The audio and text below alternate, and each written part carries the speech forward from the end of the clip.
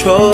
If the sky is pink and white, if the ground is black and yellow, it's the same way you showed me. Nod my head, don't close my eyes. Halfway on a slow move, it's the same way you showed me. If you could fly. Assalamualaikum warahmatullahi wabarakatuh. Kami dari kelompok 11 akan menjelaskan tentang Koperasi dan Baitul Mal wat Tamwil atau BMT. Pengertian koperasi. Menurut Peraturan Menteri Koperasi dan Usaha Kecil dan Menengah Republik Indonesia Nomor 25 Tahun 1992 tentang perkoperasian, koperasi adalah badan usaha yang beranggotakan orang seorang atau badan hukum koperasi dengan melandaskan kegiatannya berdasarkan prinsip koperasi sekaligus sebagai gerakan ekonomi rakyat yang berdasarkan atas asas kekeluargaan. Adapun pengertian lainnya yaitu koperasi adalah usaha bersama untuk memperbaiki nasib penghidupan ekonomi berdasarkan tolong-menolong.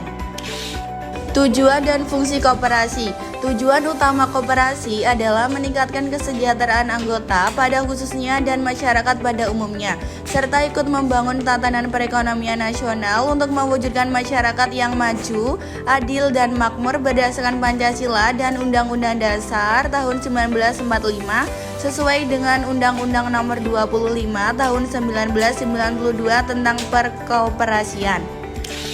Fungsi koperasi. Yang pertama, meningkatkan daya beli dan kesejahteraan anggota. Yang kedua, memberikan pelayanan kebutuhan ekonomi. Yang ketiga, menjadi wadah pendidikan dan pelatihan ekonomi. Dan yang keempat, menumbuhkan semangat kebersamaan dalam usaha. Peran koperasi. Yang pertama, pengembangan potensi ekonomi anggota dan masyarakat. Yang kedua, peningkatan kualitas kehidupan koperasi. Yang ketiga, penguatan perekonomian nasional. Yang keempat, mewujudkan demokrasi ekonomi.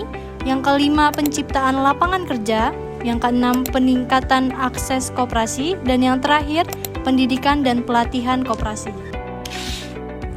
Baik teman-teman, selanjutnya saya akan menjelaskan tentang pengertian BMT.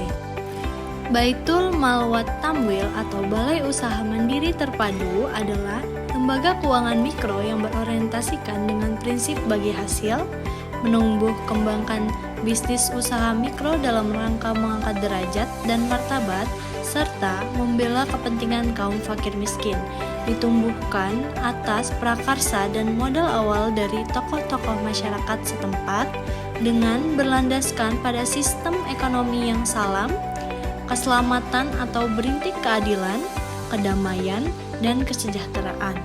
Selanjutnya, BMT tersusun atas dua kata. Yang pertama, Baitul Mal atau lembaga keuangan berorientasi sosial keagamaan seperti zakat, infak, dan juga sedekah. Yang kedua, Baitul Tamwil atau lembaga keuangan yang menghimpun dan menyalurkan dana dengan prinsip syariah.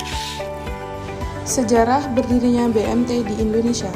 BMT didirikan karena perbankan sulit menjangkau usaha mikro dan kecil. Lembaga keuangan formal belum membantu pedagang di pasar tradisional dan ekonomi rakyat kecil. UMK jumlahnya lebih tinggi dibandingkan usaha menengah, menyebabkan ketimpangan. Sebagian masyarakat terjerat rentenir dengan bunga tinggi dan jangka waktu pendek. Karena itu, dibutuhkan lembaga keuangan mikro baru yang profesional dan mampu memenuhi kebutuhan masyarakat tanpa menjerat hutang berkepanjangan. Tujuan dan fungsi BMT.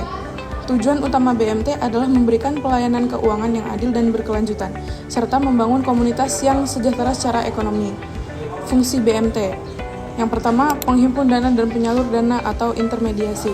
Yang kedua, pencipta dan pemberi likuiditas. Yang ketiga, sumber pendapatan. Yang keempat, pemberi informasi. Dan yang terakhir, memberi pembiayaan bagi UMKM tanpa jaminan memberatkan. Produk BMT berupa pengumpulan dana. Pertama ada simpanan wadiah, simpanan yang berbentuk titipan murni dari anggota kepada BMT. Dana dapat diambil sewaktu-waktu sesuai kebutuhan.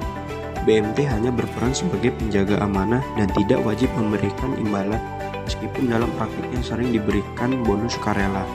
Simpanan ini cocok bagi anggota yang ingin menyimpan dana dengan aman tanpa tujuan investasi. Yang kedua ada simpanan mudharabah, simpanan dengan sistem kerjasama antara pemilik dana atau anggota dengan BMT sebagai pengelola. Dana yang disimpan digunakan BMT untuk kegiatan usaha produktif dan keuntungan usaha dibagi sesuai dengan nisbah atau porsi bagi hasil yang disepakati di awal. Jenis ini memberikan peluang keuntungan lebih besar dibandingkan wadiah, namun tetap sesuai prinsip syariah. Yang ketiga, ada simpanan mudharabah berjangka.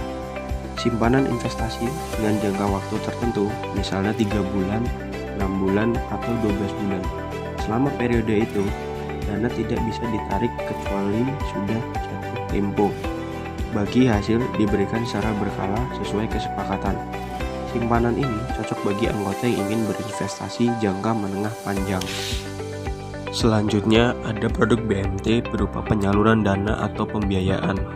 Pembiayaan mudharabah, skema kerjasama antara BMT dan anggota di mana BMT menyediakan modal penuh, sedangkan anggota mengelola usaha.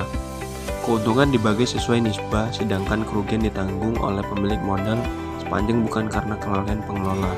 Contohnya, BMT memberikan modal usaha warung kelontong. Keuntungan usaha dibagi sesuai kesepakatan. Yang kedua, ada pembiayaan musyarakah. Pembiayaan berbentuk kerjasama modal antara BMT dengan anggota, di mana kedua belah pihak sama-sama menanamkan modal. Pengelolaan usaha dilakukan bersama atau oleh anggota. Keuntungan dibagi sesuai kontribusi modal, sedangkan kerugian ditanggung profesional. Contohnya, modal bersama untuk usaha ternak kambing, hasilnya dibagi sesuai kesepakatan. Yang ketiga, pembiayaan murabahah. BMT membeli barang yang dibutuhkan anggota, kemudian menjualnya kembali kepada anggota dengan harga pokok ditambah margin keuntungan yang disepakati. Anggota membayar secara angsuran. Contohnya, anggota membutuhkan mesin jahit. BMT membelikan dan menjualnya dengan sistem cicilan. Yang keempat, ada pembiayaan bai bid saman ajil atau BBA. Hampir sama dengan murabahah, tetapi jangka waktu pembayarannya lebih panjang. Cocok untuk pembiayaan investasi seperti pembelian kendaraan atau rumah. Angsuran dilakukan dalam periode tertentu hingga harga lunas. Yang terakhir atau yang kelima, pembiayaan qardu hasan, pinjaman kebajikan tanpa imbalan, biasanya ditunjukkan bagi anggota yang membutuhkan dana darurat atau sangat mendesak. Anggota hanya wajib mengembalikan pokok pinjaman sesuai kemampuan. Contohnya, untuk biaya kesehatan mendesak.